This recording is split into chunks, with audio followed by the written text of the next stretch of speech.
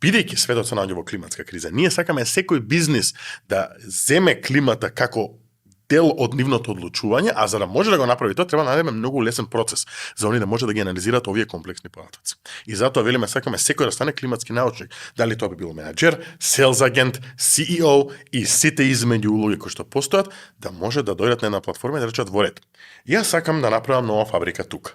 Чекај да направам анализа историски да видам како изгледаат климатските закани тамо. Има ли често поплави? Има ли често пожари?